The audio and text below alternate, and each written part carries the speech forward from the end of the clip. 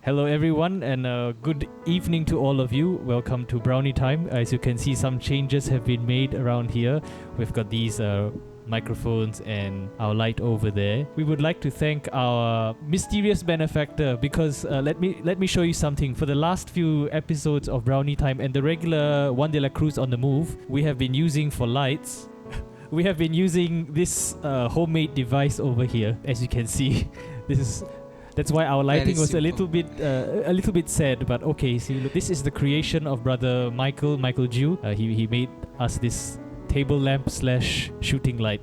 So today we have real lights, real microphones, and hopefully the sound would be much better. We are trying to improve our system here so that we may give some benefits for you and for all of us. Continue to support us in any way that you can support us, especially in prayer, just journey with us. And hopefully you can find joy by some little benefits. The last few episodes we have been dealing with very serious content. We've been dealing with prayer, spiritual direction. So tonight will be a bit light-hearted, a bit more fun. So what are we talking about tonight, Brother Paul? You know that Carmel is very famous not only in the aspect of prayer, but another aspect of Carmelite is community. And we have the diversity in unity. One kind of diversity in Carmelite is the culture. We come from different backgrounds, cultures, and we come from,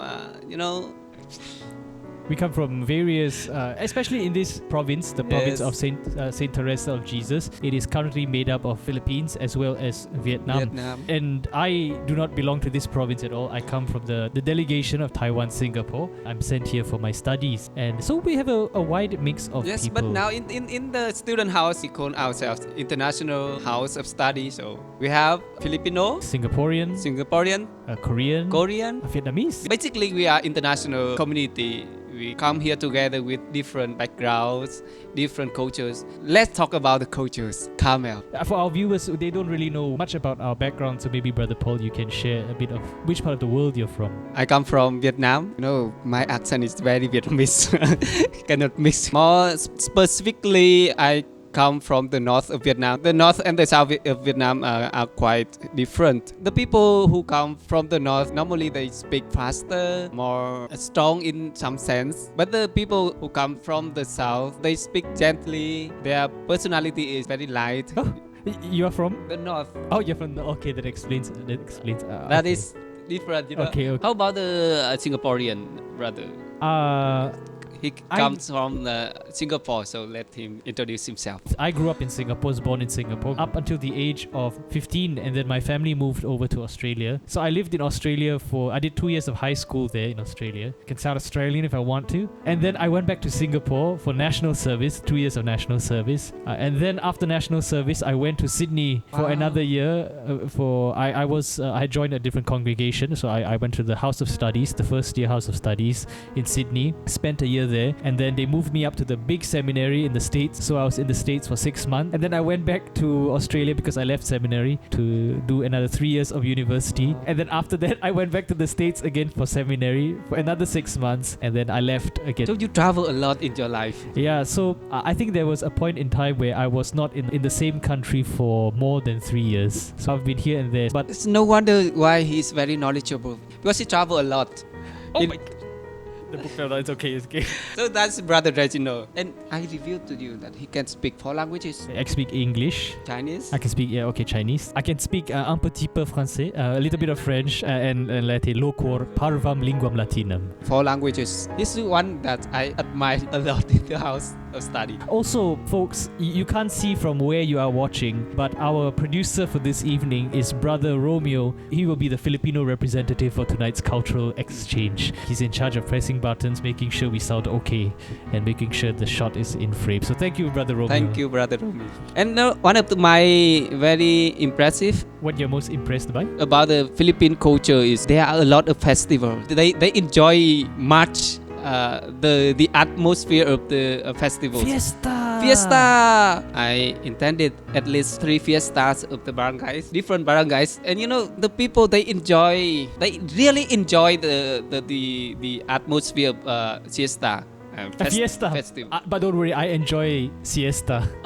Me too, yeah, you know. But now it's fiesta. Fiesta, Fiesta. okay. It's fiesta. Maybe all you Filipino watchers out there, you can start this new fiesta called the Siesta Fiesta. I'll be your number one supporter. The second, Okay. I attended the fiesta in Iloilo, Ninagiang. You know, at the beginning, I'm not a type of person that who can enjoy the fiesta because I don't want. You're very restrained, no. very.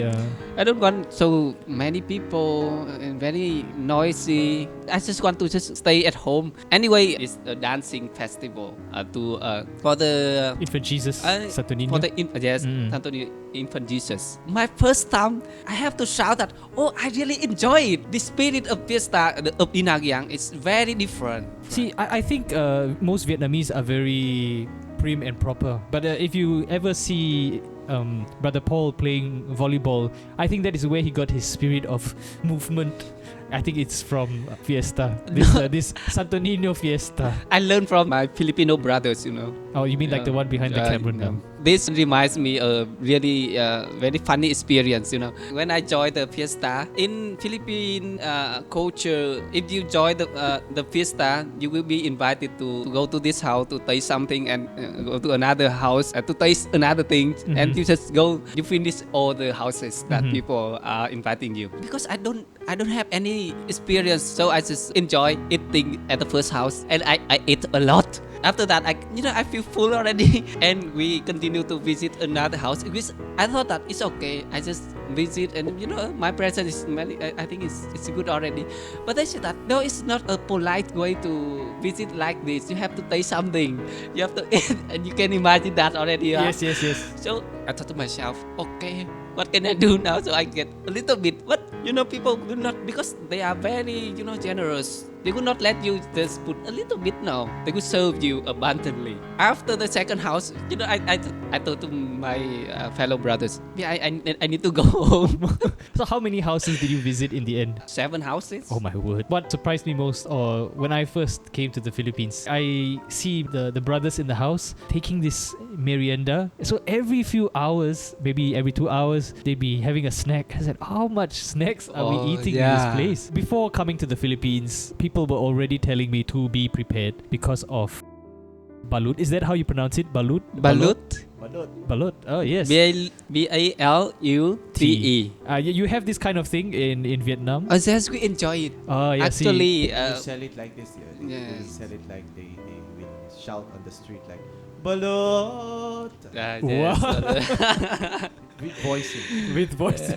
Yeah, so I knew about it. Yes, but I think you need to share your experience about eating balut. I knew that when I came here, it would be a rite of passage that would happen. They would say, eventually you were going to have to eat balut. And I was preparing myself. I watched all the YouTube videos, but the more YouTube videos I watched on eating balut, the more scared I became. So I was waiting every Saturday. Sooner or later, balut would show up on the meal, but it never did. And then I went on an outing with one of our priests and 5 seminarians, and we went to a Carmel of the nuns, and they served balut.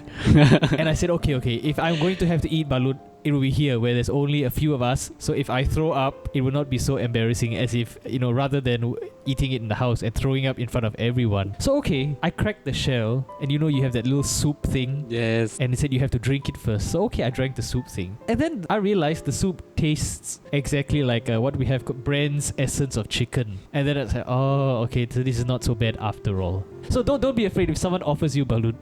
Don't be afraid. But do not be shocked. My friends out there who are watching, our producer behind the camera, the man from the Philippines, does not like balut.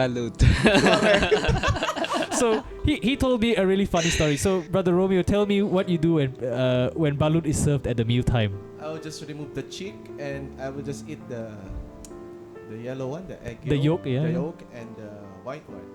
And the soup, that's very good. But I will not really eat the balut. I am the one who eat the difficult part for him. He removed the cheek and he put it in my bowl, and you eat this one. So that's what he told me. He says that he will go around telling people to eat the balut, yes. but he will not eat the balut. Never. Yeah, that is our producer for you. On weekdays, on the way to school, we will also see, or on the way back from school, we will see this gentleman selling kikiam, and I'll once in a while I'll get the kikiam. I can't get it every day because then my allowance will run out. So yeah.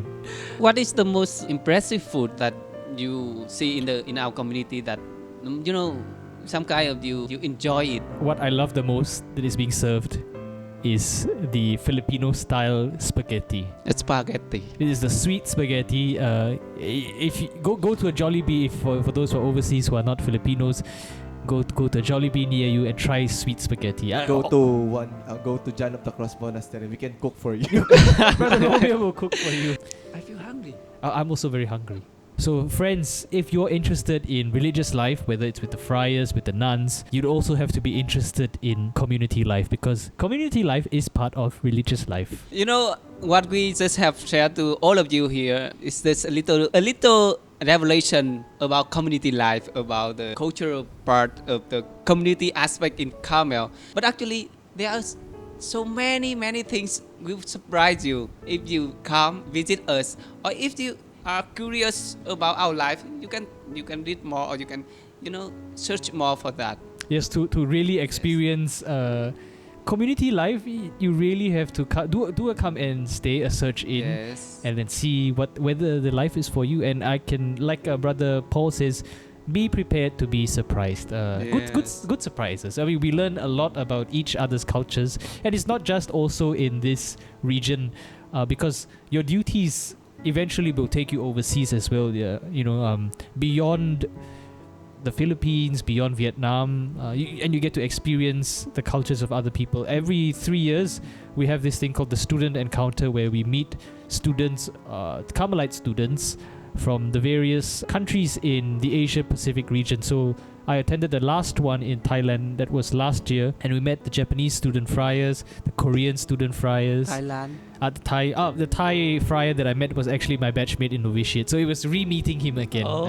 And yeah, you get to experience so much about other people's cultures, their way of life, their way of thinking, which is a little bit different, but that's how, especially in this current climate of the racial riots in America, it's so important to understand how the other person who is different from you, how he's thinking, how he acts, and how we can adjust and meet each other halfway. And that is beauty in Carmel.